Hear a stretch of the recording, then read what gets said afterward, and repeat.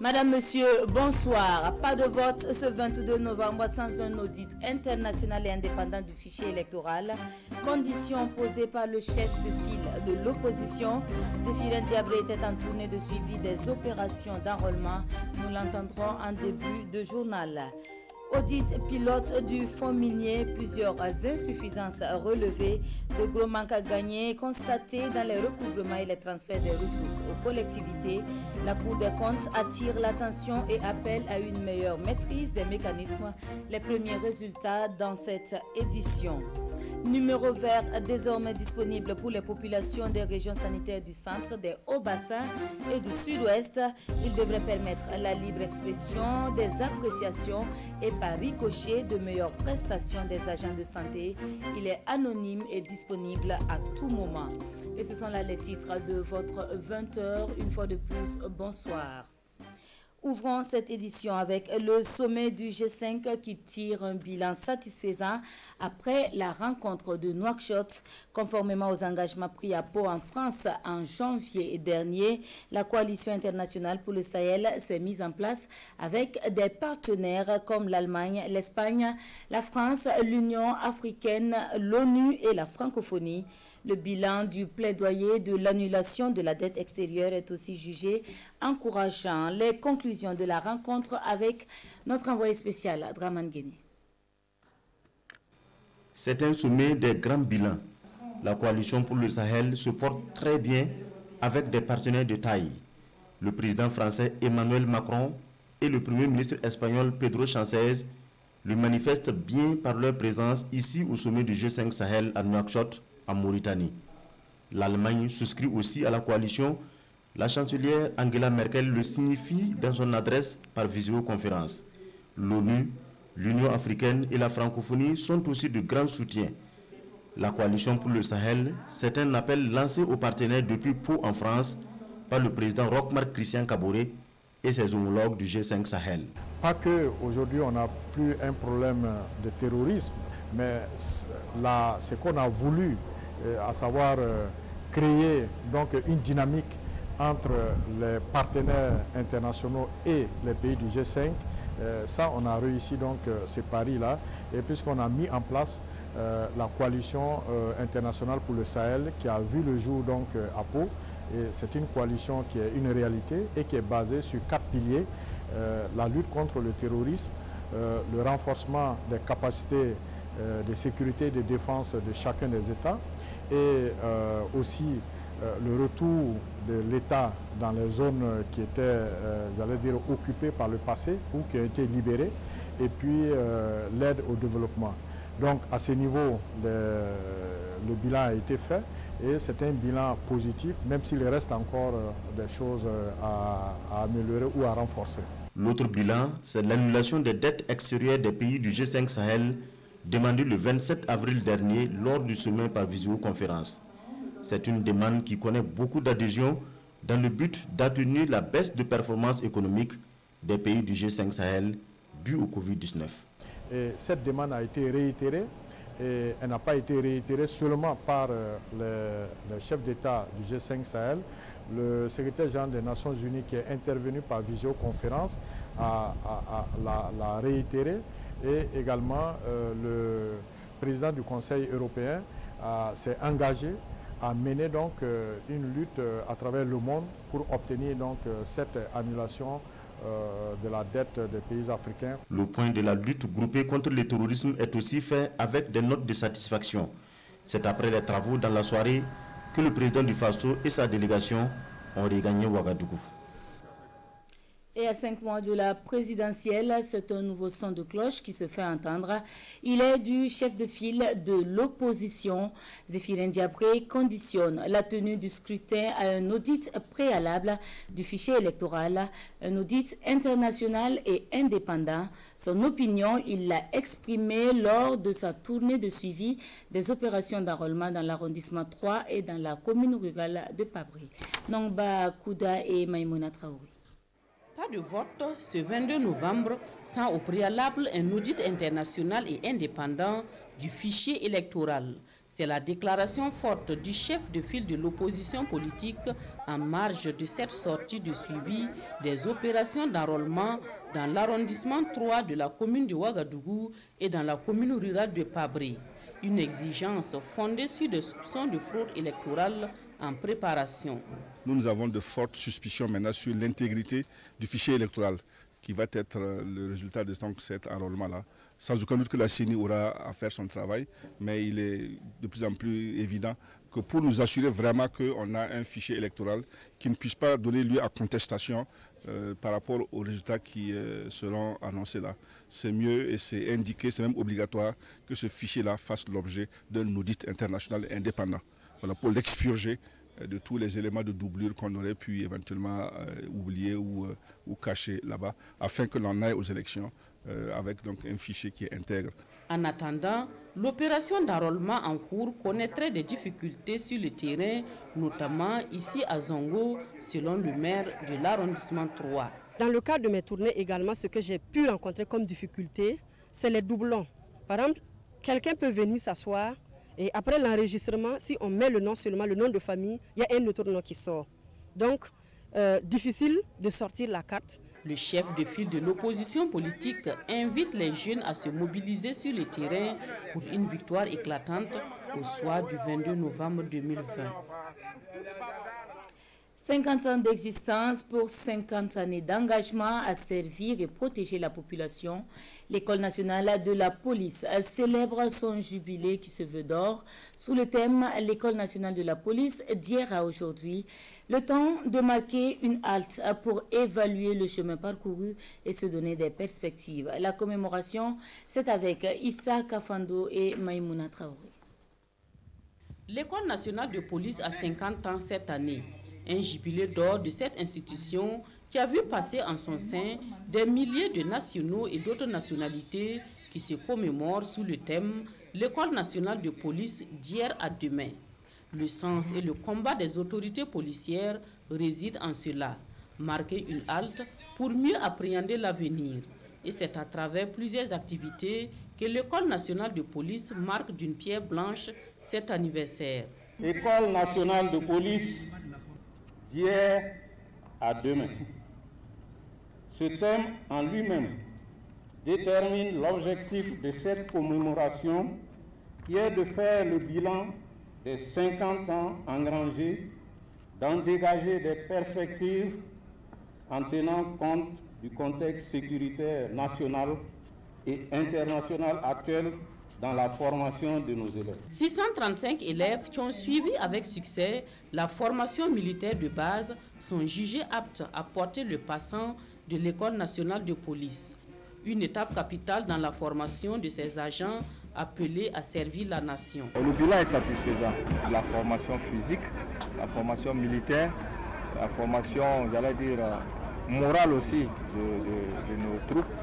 Et c'est des effectifs qui vont venir en tout cas renforcer encore les effectifs que nous employons au quotidien.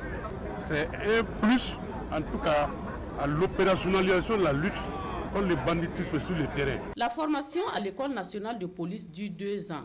Bien servi, c'est un devoir pour eux. Et cette présentation au drapeau est une première étape, selon le coordinateur des études et des stages. Et pour ce qui est des 50 ans de l'école, les activités s'étalent sur 1 mois. À l'image de la police, ils font aussi partie des garants de la cohésion sociale, une responsabilité que leur confère le statut de chef coutumier et traditionnel. Ils sont réunis à Banfora depuis ce 29 juin pour une réflexion sur les mécanismes à mettre en œuvre pour le retour de la paix et de la cohésion. Ils sont issus de la région des Hauts-Bassins, du Sud-Ouest et des Cascades. Voyons cela donc avec Hassan Gourabou et Ali Traoré. Le Burkina Faso est confronté aux défis de la paix et de la sécurité. Et pour faire face à ces défis, la contribution des chefs coutumiers et traditionnels s'avère plus que nécessaire. Ici à Banfora, ces gardiens de la tradition venus des Hauts-Bassins, du Sud-Ouest et des Cascades sont réunis pour un atelier afin de réfléchir sur les mécanismes pour le retour de la cohésion sociale. L'atelier que nous venons de lancer ce matin, d'ouvrir ce matin, va permettre de mutualiser, de fédérer nos savoir-faire et nos connaissances en matière de cohésion sociale centrées sur les pratiques traditionnelles et coutumières. Durant 2 jours, donc, ces participants seront amenés à faire des propositions pour aider à réinstaurer la confiance perdue entre les fils et filles du Burkina Faso. Et le choix de Banfora pour ces 3 régions n'est pas fortuit. Au niveau du gouvernement, en tout cas, nous avons décidé d'accompagner la région pour ce qui concerne les cérémonies, les manifestations, les formations. Nous avons en tout cas demandé à l'ensemble des membres du gouvernement de faire autant que faire se peut, de lancer ces activités au niveau de la région des Cascades. En plus de Banfora, ces cadres de concertation régionale vont se tenir aussi à Koudougou, à Zignaré et à Tinkodougou. C'est une innovation cette saison pour le monde agricole. La distribution électronique des intrants, plusieurs producteurs s'y sont adaptés et sont même déjà en possession de leur dû. Pour la province du Yatenga, 1080 tonnes d'engrais et 350 tonnes de semences sont mobilisées. La méthode fait-elle seulement des heureux? Y a-t-il des difficultés dans sa mise en œuvre? Pour répondre à ces questions, le ministre de l'Agriculture a effectué une tournée du 27 au 28 juin dans les 6 communes que compte la province. Détail avec Irénée Kaboré et Moussaki. Saïdou Ouedraogo, agriculteur de son état, attend son ministre au palais du chef de Kalsaka. Le producteur est pensif, voire inquiet. Sa commande en semences et en intrants tarde à venir.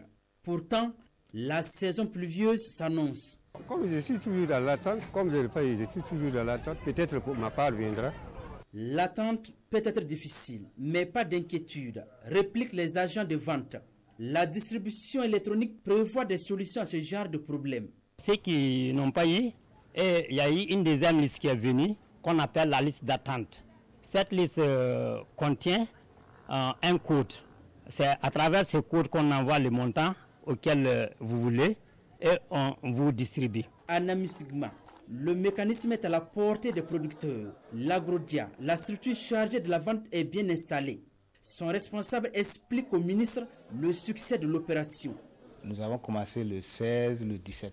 Aujourd'hui, nous sommes à un taux de 80, voire 82% de réussite. On est satisfait. L'objectif du département en charge de l'agriculture, selon ses responsables, c'est réussir l'opération pour désormais éviter les retards dans la distribution des intrants agricoles et augmenter la productivité. Ici, le ministre vient au contact des producteurs de 6 communes de la province du Yatenga. Ça se passe assez bien parce que je vois qu'au niveau des semences, dans certaines communes, il y a près de 80% des semences qui sont déjà achetées. Dans la commune, par exemple, de Rambo ici, toute la semence a été déjà ventilée. C'est des motifs de satisfaction par rapport à ça. Entretien avec les producteurs, visite des périmètres aménagés et des retenues d'eau, sollicitation des chefs coutumiers, voilà le parcours de Salifou Ouedraogo.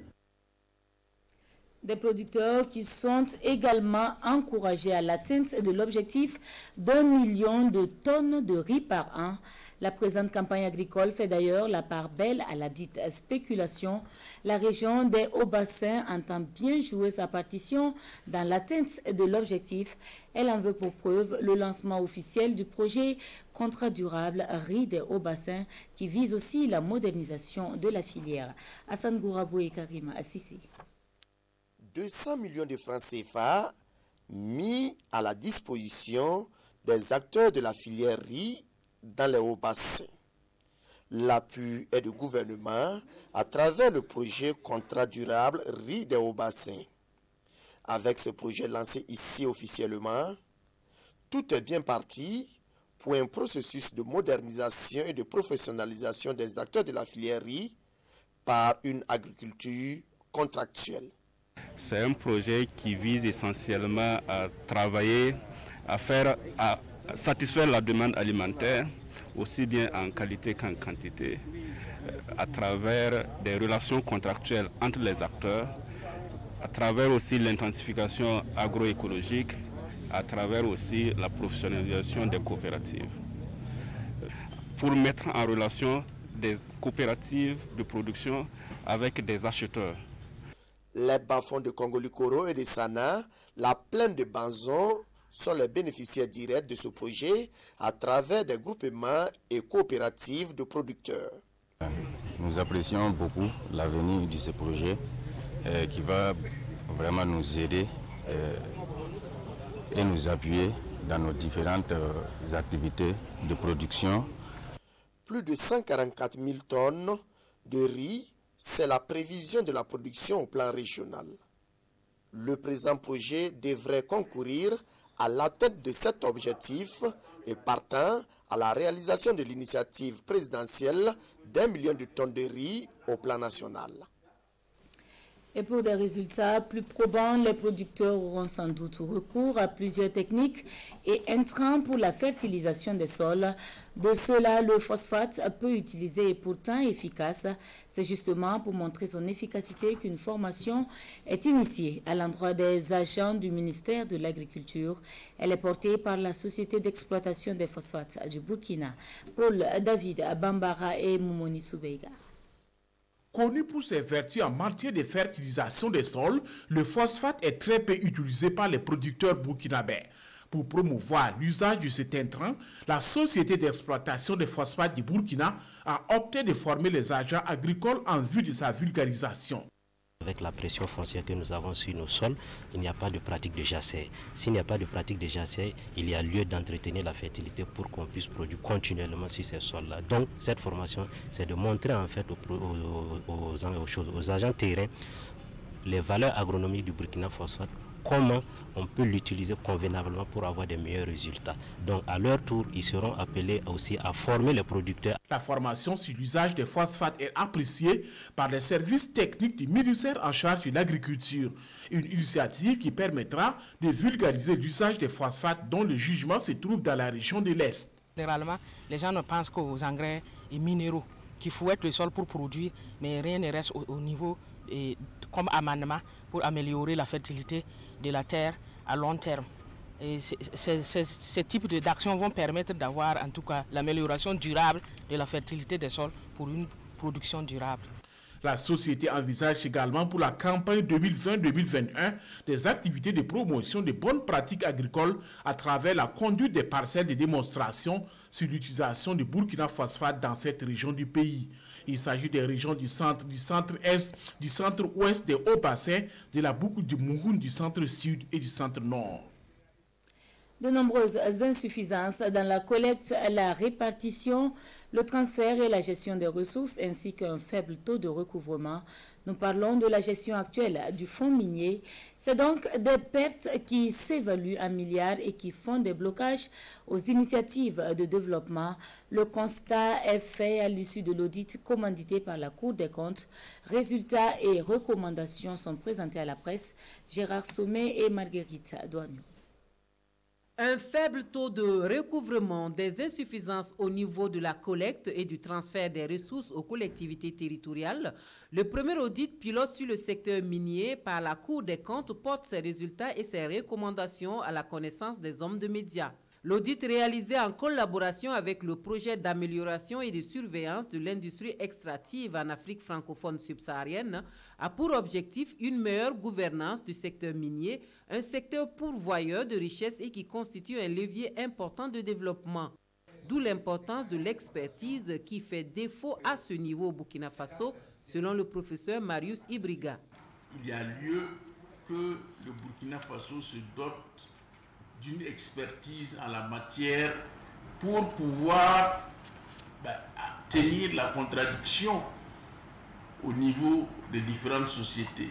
Toutes ces questions que nous avons soulevées ce matin, le refus de payer, le problème de la déduction que nous avons soulevé hier, tout cela pose des problèmes d'expertise parce que, comme le président a dit, il faudra, si la volonté politique existe, il faudra aller au contentieux. Et pour aller au contentieux, il faut aussi préparer un dossier avec des arguments. Toujours selon les résultats de cet audit, il y a nécessité d'un renforcement de capacité au niveau local et de critères d'éligibilité pour que la tutelle puisse jouer son rôle dans le choix des investissements à faire avec les retombées du secteur minier. Du nouveau dans l'offre de soins pour la région du centre-est, le centre médical EFATA de Komtoega est opérationnel depuis le week-end dernier.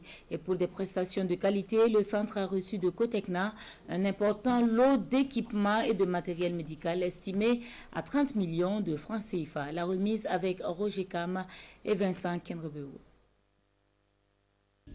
Komtoega, commune rurale du centre-est, a un nouveau centre de santé, le centre médical EFATA. Ce matériel médical est un don de Cotecna. Des équipements divers pour les soins et la maternité, le tout évalué à 30 millions de francs CFA et gracieusement offert par Cotecna pour permettre au centre de fonctionner. Le don est composé de matériel pour équiper donc, la salle infirmière, la salle des médecins, le laboratoire, la salle d'imagerie avec donc une échographie, et un appareil d'échographie, ainsi que donc d'autres équipements biomédicaux pour équiper tous les départements donc, de ce centre médical de référence EFATA. Nous sommes heureux d'avoir eu l'accompagnement de Cotecna pour l'équipement de ce centre de santé qui va offrir un plateau technique assez étoffé pour le bien-être, comme on l'a dit, des populations de la localité, mais de toute la région du centre-est. Le directeur de cabinet de la présidence du FASO, Sidou Zagré, a fait le déplacement de Komtoega pour parrainer la cérémonie. C'est vraiment une infrastructure qui tient sa place dans le dispositif, j'allais dire, national, régional de santé, et qu'il faut encourager les acteurs à faire en sorte que ce centre-là puisse véritablement aider à apporter les problèmes que des centres de cette nature apportent aux populations. Le centre médical EFATA de Komtoega est l'œuvre de l'association Lumen Gentium et ses partenaires. Il vient ainsi augmenter l'offre de soins de santé aux populations dans la région du centre-est. Des prestations sanitaires de qualité, tributaires des critiques émises par les bénéficiaires. Définir un canal pour les recueillir est donc un impératif. Solution trouvée par l'association Agir SD. Il s'agit d'un numéro vert qui concerne pour l'instant les populations du centre, des Hauts-Bassins et du Sud-Ouest. Le 80 0012 58 est désormais ouvert et disponible 24 heures sur 24 et 7 jours sur 7. Compte rendu avec Moussa Ouedraogo et Oumou Sissé. Pour l'expression des opinions des populations sur le système de santé au Burkina Faso, un numéro vert est désormais disponible. Le 80 0012 58 relié à un serveur vocal interactif avec un questionnaire destiné aux agents de santé et aux usagers des formations sanitaires diffuse également des messages sur les droits et devoirs des femmes, des filles et des personnes indigentes, et cela en cette langue nationale. Souvent, on entend beaucoup de critiques sur le système de santé, mais ce ne sont pas des critiques vraiment avérées et certains peuvent le prendre comme des rumeurs. Donc pour éviter cela, on a pensé à justement mettre ce système-là en place, ce dispositif en place, qui va permettre d'avoir des données de manière plus concise et précise sur ce que les gens reprochent un peu au système de santé. Les données collectées serviront de boussole aux décideurs politiques et aux chercheurs pour une amélioration du système de santé burkinabé. Dans tout exercice, vous avez besoin d'un œil extérieur. Ce numéro vert va donner une opportunité à l'ensemble des bénéficiaires que nous appelons les clients pour s'exprimer sur la qualité et sur leur perception du service qu'ils ont bénéficié, qu'ils ne pouvaient pas nous dire directement. Le 80 0012 58 est mis en place dans le cadre du projet Topix. Le projet est implémenté au Bénin, au Burkina et en République démocratique du Congo. Au Burkina, il est porté par l'association Action Gouvernance Interaction Renforcement, groupe de santé en développement, Agir SD. Le réseau des vaillantes éducatrices en abrégé Rêve Burkina. Il s'agit là d'une organisation de la société civile qui a vu le jour ce 30 juin. Il se fixe pour objectif d'œuvrer à l'épanouissement de l'enseignante et de la jeune fille et travailler au renforcement du leadership féminin. Nous le découvrons davantage à travers cette présentation de Adama Guiti et Maïmouna Traoré. Le réseau des vaillantes éducatrices du Burkina Faso, REV-BF, a été créé par des membres démissionnaires de l'Amicale des éducatrices du Burkina Faso, AMEB. C'est une organisation de la société civile qui se veut apolitique, non syndicale, non confessionnelle et à but non lucratif. Le REV-BF se fixe pour objectif d'œuvrer à l'épanouissement des enseignantes et pour l'amélioration du rendement scolaire des filles. Les enseignants en général et les enseignantes en particulier, dans l'exercice de leurs fonctions, rencontrent par endroits assez d'obstacles pour leur développement personnel et pour leur promotion due à diverses formes de violation de leurs droits. La particularité du REV-BF est qu'il a été créé par des éducatrices pour booster le leadership féminin au Burkina Faso dans le but d'œuvrer à l'épanouissement des enseignantes et des éducatrices et non pour servir de faire valoir. Le bureau qui vient d'être élu est composé de 15 membres issus de tous les niveaux d'enseignement. Pour les 6 prochains mois, il entend travailler pour donner de la visibilité au réseau. Le REV-BF va également mener un plaidoyer pour l'amélioration des conditions de travail des enseignantes et renforcer les capacités de ses membres d'ici à la fin de l'année. Un phénomène qui mobilise et nécessite encore et toujours une mutualisation d'efforts pour y mettre un terme. Il s'agit du mariage des enfants. Un projet dénommé « Choisir avec qui et quand se marier » est mis en œuvre depuis 2019 par l'association Pouxada avec l'appui de l'ONG Plan Burkina et de la coopération autrichienne. Le lancement des activités du projet est intervenu ce 30 juin à Kaya, comme nous le relatent Pascal Tapsoba et Jacques Ouetraogo. Au Burkina Faso, 10% des filles sont mariées avant l'âge de 15 ans et 52% avant l'âge de 18 ans selon l'UNICEF. Ces données préoccupent Plan Burkina et ses partenaires. Ils ont décidé d'agir à travers le projet « Choisir avec qui et quand se marier ».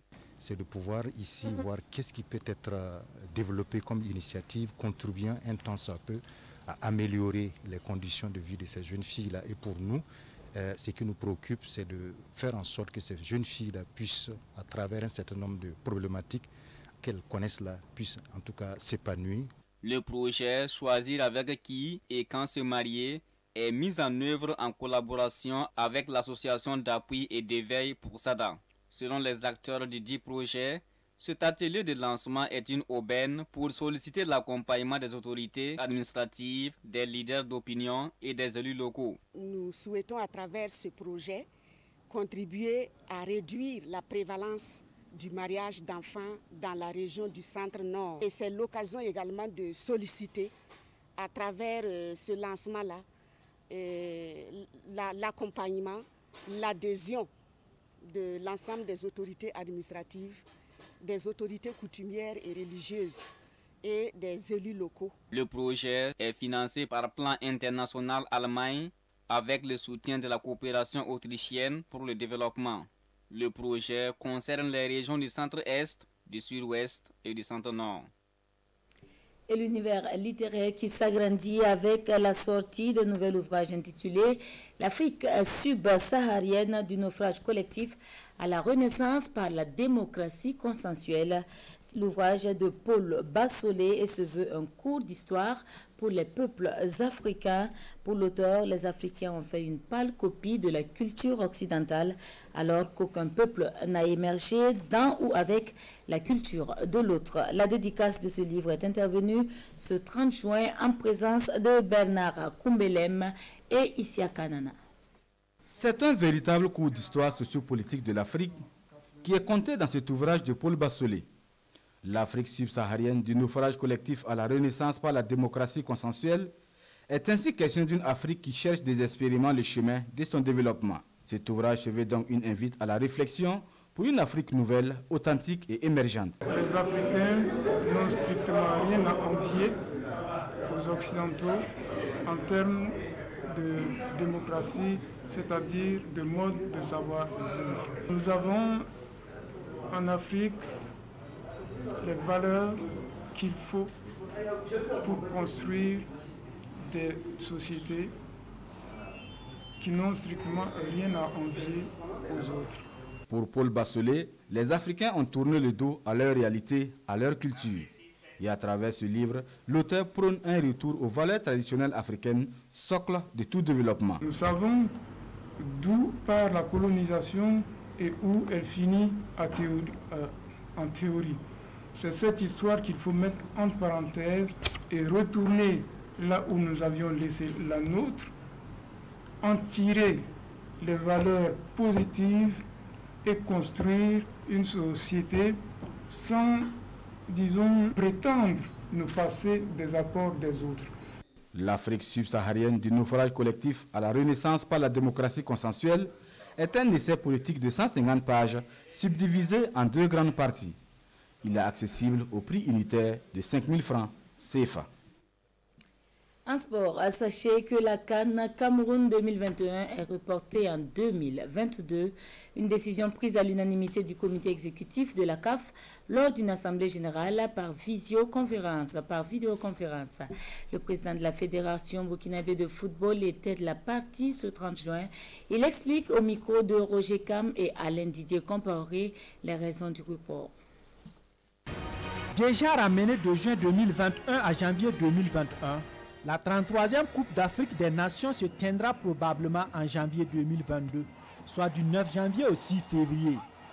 Ce rapport a été annoncé hier par le président de la CAF à la faveur d'une conférence de presse virtuelle.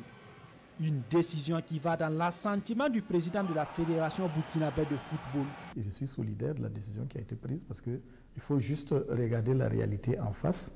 Vous savez qu'il nous restait encore 4 journées d'éliminatoires à jouer. Nous sommes quand même au mois de juillet et comme vous le savez, les différents championnats avaient été arrêtés. Donc aujourd'hui, les encadrements techniques, ils ont quels critères pour jauger l'état de forme réel des différents joueurs? N'oubliez pas que c'est notre compétition phare. Outre la compétition majeure, le championnat d'Afrique des Nations initialement prévu pour avril 2020 se jouera finalement aux dates de la CAN, précisément du 9 janvier au 6 février 2021. En ce qui concerne le football féminin, la CAN 2020 est annulée et dès 2021, la CAF va lancer la Ligue des champions féminines de la CAF. Toute compétition doit être une opportunité à saisir. Si la nouvelle compétition voit le jour, il serait bien que nous fassions les efforts pour que nos filles aient l'opportunité de démontrer à la face du public burkinabé qu'elles ont de quoi revendre. La Ligue africaine des champions et la Coupe de la Confédération qui s'étaient arrêtées au stade des quarts de finale reprendront en septembre prochain dans une formule de Final Four. Et sur le sujet, vous aurez plus de détails tout à l'heure à 21h30 dans votre émission Sportbox. Ce sera avec Jean-Modeste Ouedraogo. Et c'est ce qui referme le 20h de ce soir. Merci à vous de nous avoir suivis et à demain, Dieu voulant. Bonsoir.